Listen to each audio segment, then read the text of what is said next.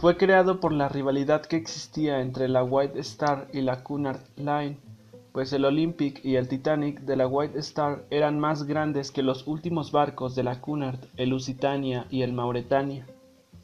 Estos últimos eran un poco más rápidos que su rival, pero los de la White Star se caracterizaban por ser más lujosos, por lo que Cunard decidió construir al Aquitania, que era más lento pero mucho más lujoso. El Aquitania fue diseñado por el arquitecto y diseñador naval de la Cunard Line, Leonard Peasket. Lo diseñó con 4 chimeneas para que se pareciera a los 2 anteriores transatlánticos. Se empezó a construir a finales de 1910 en los astilleros John Brown y compañía en Clydebank, lugar donde se construyeron la mayoría de los barcos de la Cunard.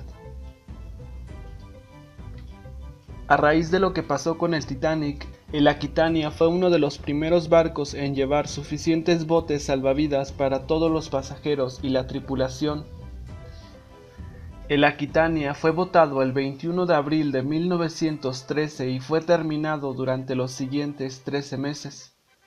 Sus interiores fueron diseñados por el arquitecto británico Arthur Joseph. Muchos consideraron al Aquitania muy atractivo y agradable a la vista, pero otros decían que en comparación con el Olympic, este era demasiado grande y voluminoso, y que el barco tenía una apariencia cuadrada y torpe. Realizó su viaje inaugural el 30 de mayo de 1914, al mando del veterano capitán William Thomas, pero este evento se vio ensombrecido por el hundimiento del Empress of Ireland. Una vez comenzada la Primera Guerra Mundial, fue confiscada por la Marina Real Británica el 7 de agosto de ese año para ser transformado como transporte de tropas armado. Sin embargo, el almirantazgo encontró que era demasiado grande para servir como transporte de tropas y que consumía demasiado combustible, por lo que la Aquitania no sirvió mucho en ese papel, y después de algunos viajes como transporte de tropas fue transformado en barco hospital.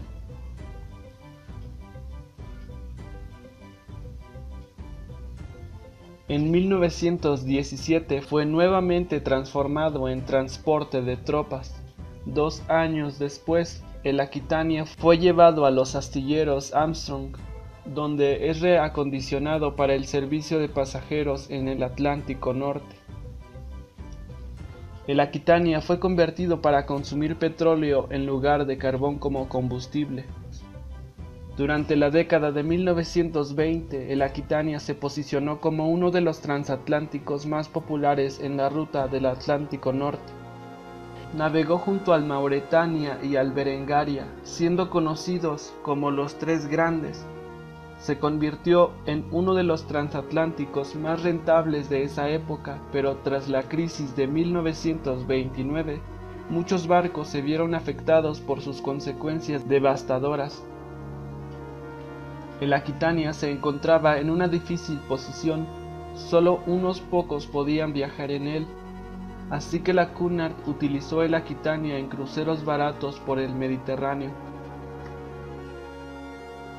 En 1932 su capacidad fue reducida a 2.200 pasajeros como consecuencia de la menor demanda de pasaje, y se le realizaron algunas transformaciones que le dieron un carácter más suntuoso.